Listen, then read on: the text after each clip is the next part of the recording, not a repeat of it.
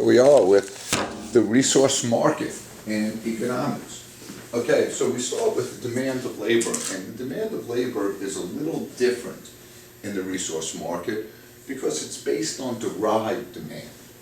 What do I mean by derived demand? Well, if there's all of a sudden there's proof that pizza improves IQ, there'll be a greater demand for pizza. Therefore, the derived demand will be, we will need more pizza makers, okay? And just like where we have MR equals MC for profit maximizing, in the resource market we have marginal resource cost, or sometimes called marginal factor cost, equals VMPL, or sometimes MRP. They use both terms. So it's MRC equals MRP. Okay, that's your profit maximizer for your cost equaling the revenue brought in by an additional worker. Now, how do we figure some of these things out? First, let's just look, if this is the market for apples, you have your supply and demand curve, and then you have the same thing for apple pickers. Okay, the major difference here is instead of price, you have wage, okay? Instead of apples, you have quantity of workers or apple pickers that are there. Okay? Same type of industry graph for both. Now, I wanted to just quickly look at this labor chart. Notice workers are increasing by 1. So, when you're looking for the marginal product or the marginal product of labor, MP or MPL, again, for whatever reason, different textbooks use different ones, it's marginal product, the additional product produced by an additional input. So for the first worker, it was 0, so it's increased by 100. Now, how do I find the DMPL, or sometimes called the MRP? All right, the value of the marginal product of labor, or sometimes called the marginal resource product. In perfect competition, it's easy. You take the MP and you times it by the price of the product, which is 10, so 100 times 10 gives you 1,000. Now the worker costs 500, so minus 500, and the marginal profit for that worker is 500. So of course you'd add another worker because you're making money. So now the second worker gives you 180.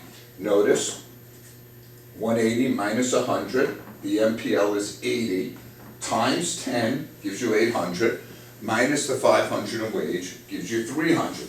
So you go for another worker, okay? Now, 240 minus 180 gives you 60, times 10 is 600, minus, so that gives you a third worker. Now, let's see, should we hire a fourth? 280 minus 240 gives you a marginal product of labor of 40, times 10 is 400. Nope, you stop at 3 workers. Why? Because here, the fourth worker, you would lose $100. Okay, so that's kind of how you figure this out.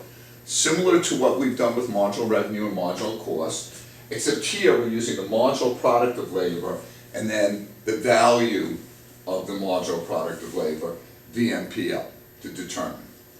Okay, now, one of the things is, notice it's decreasing, 100, 80, 60, 40. So marginal product decreases, it's never increasing. You don't start at 0 and say from 0 to 100 it increased, okay? You start. Now the demand curve, which is your VMPL, your demand curve starts when it starts decreasing.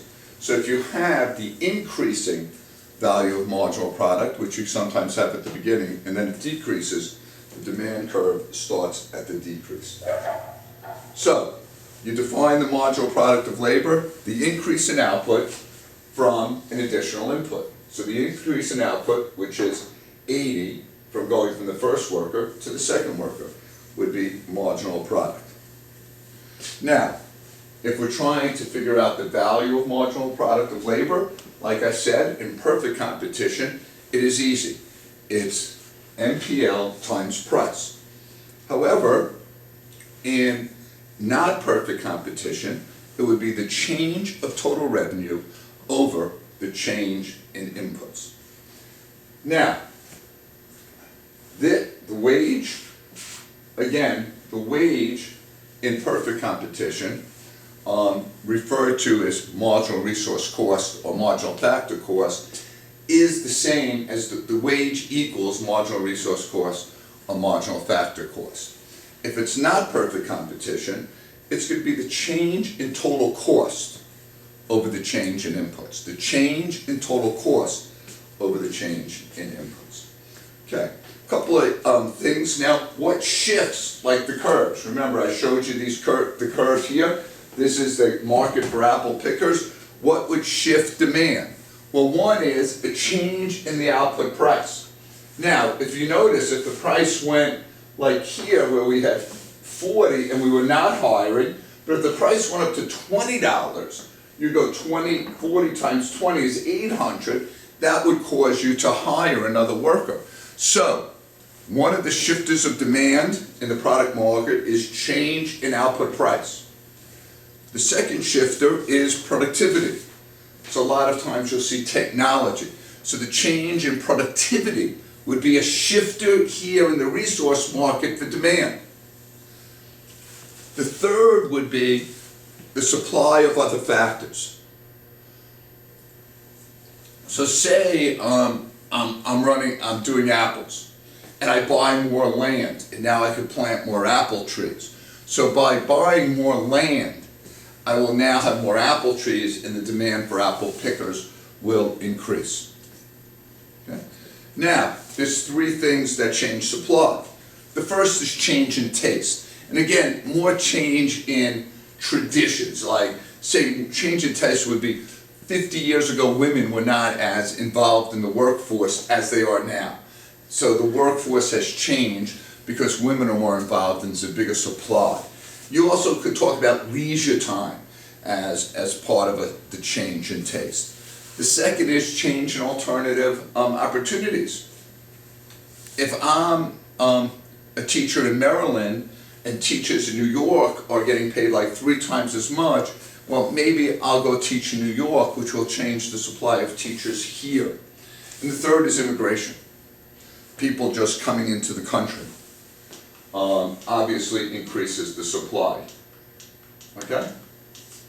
So that's pretty much a brief summary of chapter 18. See you later.